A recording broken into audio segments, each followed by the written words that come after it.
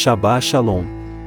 Meu nome é Marcos Brito e esse é o canal parlatório do Fim Eventos Finais, onde tratamos de assuntos relacionados com escatologia, ou seja, eventos relacionados com o fim dos tempos e a volta de Jesus, como também o estudo das Parashot, dentre outros temas de relevante importância.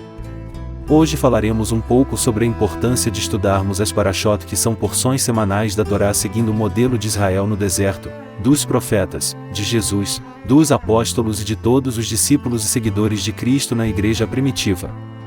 Entenderemos por que essa ordenança não é mais seguida pela igreja contemporânea, bem como a guarda do Shabat. Vamos então a esse importante estudo. Baruch Hashem, bendito seja o nome. Retomamos o estudo das Parashot no dia 27 de janeiro de 2024 às 17 horas através da publicação do vídeo Parashá Bechalar no YouTube.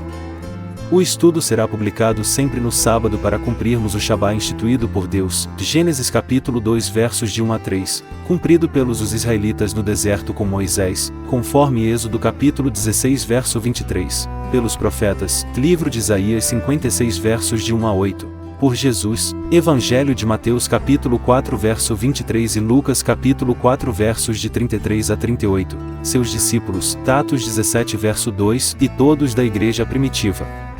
A importância de estudarmos a Torá, o Tanar, Antigo Testamento e o Novo Testamento. Não cuideis que vim destruir a lei ou os profetas, não vim abrogar, mas cumprir. Porque em verdade vos digo que, até que o céu e a terra passem, nem um jota ou um tio se omitirá da lei, sem que tudo seja cumprido. Evangelho de Mateus capítulo 5 verso 17 e 18. Jesus orienta a estudar as Escrituras ou os livros da lei, da Torá e os profetas. Examinais as Escrituras, Tanar, Torá, profetas, porque vós cuidais ter nelas a vida eterna, e são elas que de mim testificam. Evangelho de João capítulo 5 verso 39. Jesus guardando as leis, os profetas e o Shabat. E, chegando a Nazaré, onde fora criado, entrou num dia de sábado, segundo o seu costume, na sinagoga, e levantou-se para ler. Evangelho de Lucas 4 verso 16. Temos sofrido com a influência romana pagã do imperador Constantino por não guardarmos o Shabat, e consequentemente deixado de aprender com as experiências dos que nos antecederam. Os discípulos guardando a lei e os profetas. E era o dia da preparação, e amanhecia o sábado. E as mulheres, que tinham vindo com ele da Galileia, seguiram também e viram o sepulcro, e como foi posto o seu corpo. E, voltando elas, prepararam especiarias e ungüentos. E no sábado repousaram, conforme o mandamento.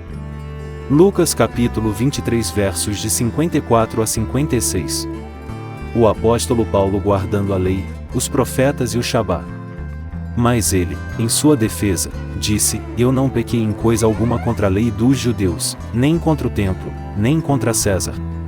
Atos dos Apóstolos capítulo 25 verso 8. Cumprir a lei e os profetas diz respeito a ser grande ou pequeno no reino.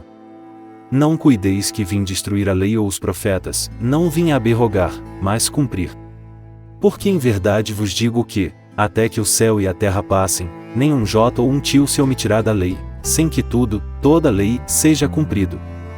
Qualquer, pois, que violar um destes mandamentos, da lei, por menor que seja, e assim ensinar aos homens, será chamado menor no reino dos céus. Aquele, porém, que os cumprir e ensinar será chamado grande no reino dos céus. Mateus 5 versos de 17 a 19. E aproximaram-se dele Tiago e João, filhos de Zebedeu, dizendo: E mestre, queremos que nos faças o que te pedirmos. E ele lhes disse: Que quereis que vos faça? E eles lhe disseram: Concede-nos que na tua glória nos assentemos, um à tua direita, e outro à tua esquerda. Evangelho de Marcos capítulo 10 versos 35 a 37. Os mandamentos e as leis não é para serem seguidos cegamente, mas cumprir em amor o que ele cumpriu, e festejar o que ele festejou. Jesus é a nossa referência. Marco Romano da guarda do domingo. Em 7 de março do ano 321 d.C. o imperador Constantino proclamou o domingo como dia de descanso, com o objetivo de organizar o calendário semanal. O dia do Deus Sol, a divindade oficial do império. O chamado Edito de Constantino foi uma lei do imperador pagão romano Flávio Valério Constantino proclamado em 7 de março de 321 d.C. O seu texto dizia que todos os juízes, e todos os habitantes da cidade, e todos os mercadores e artífices descansem no venerável dia do sol. O Catecismo Católico 2192, o domingo. Deve guardar-se em toda a igreja como primordial dia festivo de preceito, 110. No domingo e outros dias santos de preceito, os fiéis têm obrigação de participar na missa. Reunimo-nos todos no dia do sol, porque foi o primeiro dia após o sábado judaico, mas também o primeiro dia em que Deus, tirando das trevas a matéria, criou o mundo, mas também porque Jesus Cristo, nosso Salvador, nesse mesmo dia ressuscitou dos mortos. Martinho Lutero foi um monge agostiniano e professor de teologia germânico que tornou-se uma das figuras centrais da Reforma Protestante. Em 1501, aos 17 anos Lutero ingressou na Universidade de Erfurt, onde passou a estudar direito para tornar-se advogado, uma carreira muito próspera naquela época. O ingresso de Lutero nesse curso era por conta do desejo de seu pai de ver seu filho tornando-se um advogado. Lutero era dedicado aos estudos, mas, em 1505, ele abandonou o direito e ingressou na vida eclesiástica. As 95 teses que Lutero afixou na porta da igreja do Castelo de Wittenberg em 31 de outubro de 1517, na véspera do Dia de Todos os Santos, são um manifesto à discordância basicamente sobre as indulgências e a vida pautada na fé e no arrependimento. O domingo como dia de guarda não está incluso, fazendo com que esse conceito romano e pagão fosse aceito também pelo protestantismo. Afixar os temas nas portas das igrejas era uma forma comum de chamado ao debate. O que Jesus e seus discípulos faziam no dia de sábado? Eles descansavam, veja Lucas 23 versos de 54 a 56. Dedicavam-se à oração como descrito em Atos 16 verso 13.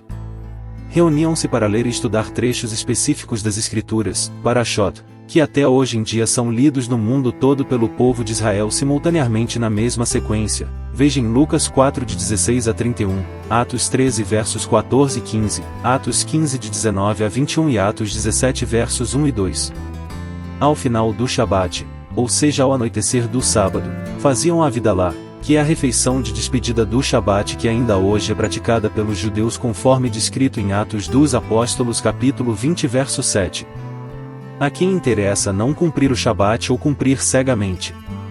Aos religiosos e legalistas do tempo de Jesus que ainda hoje vivem em nosso meio, e que até os dias de hoje não entendem o que é, e como se celebra Shabat, conforme relatado em Lucas 14 versos de 1 a 5, os quais estão dispostos a retirar um boi do poço, mas não agem com misericórdia com o próximo. As igrejas caça-níqueis que existem e fazem do domingo o dia especial para a coleta, e que se mudarem para o sábado a arrecadação cairá. A base não é teológica, mas financeira. Em Lucas 8 verso 43 fala da mulher com fluxo de sangue há 12 anos e que, enquanto tinha dinheiro era visitada por religiosos que oravam e recebiam pagamento por isso, e quando ela ficou sem dinheiro esses mesmos religiosos a abandonaram. O milagre não tem a ver com a mudança da substância, mas com o tempo em que essa cura acontece.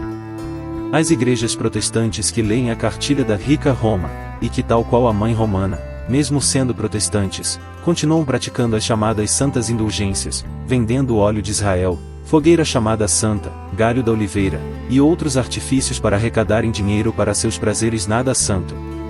As ofertas no Novo Testamento eram colocadas aos pés dos apóstolos que distribuíam para os necessitados. Para essas igrejas e pastores de holofotes o amor ao dinheiro é a sua ruína e será a sua condenação. Exemplos e modelos de vidas santas. Cristo foi crucificado, Pedro, crucificado em Roma, André foi torturado e crucificado na Grécia, Tiago foi decapitado a mando de Herodes, João foi jogado em um tacho com óleo fervendo e levado para a ilha de Patmos, Filipe foi apedrejado e crucificado em Etápolis, Bartolomeu foi esfolado vivo na Armênia, Tomé morto a flechadas na Índia, Mateus morreu por um ferimento de espada, Tiago foi apedrejado até a morte a mando de Ananias por não denunciar os cristãos, Judas Tadeu foi martirizado a golpes de lança, machado e porretes, Simão o Zelote foi cerrado ao meio, Paulo degolado em Roma. Os líderes religiosos felizólogos que pregam a teologia da prosperidade e realizam pseudos milagres na mídia são os mesmos que doutrinam seus seguidores a não cumprirem o quarto mandamento por medo de perderem arrecadação. Para esses o verso lembra-te do dia do sábado, para o santificar, ou como está em Gênesis 2 versos 2 e 3 que Deus descansou, santificou e abençoou esse dia sétimo não tem valor. Na carta de Tiago capítulo 2 verso 10 está escrito que porque qualquer que guardar toda a lei, e tropeçar em um só ponto, tornou-se culpado de todos.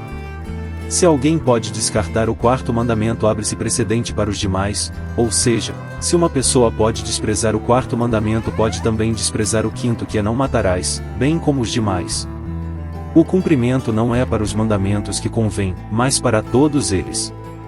Temos referências e base bíblica para guardarmos o Shabat que são Deus, os profetas, Jesus, os apóstolos e os discípulos. A pergunta é: e você? Pense nisso.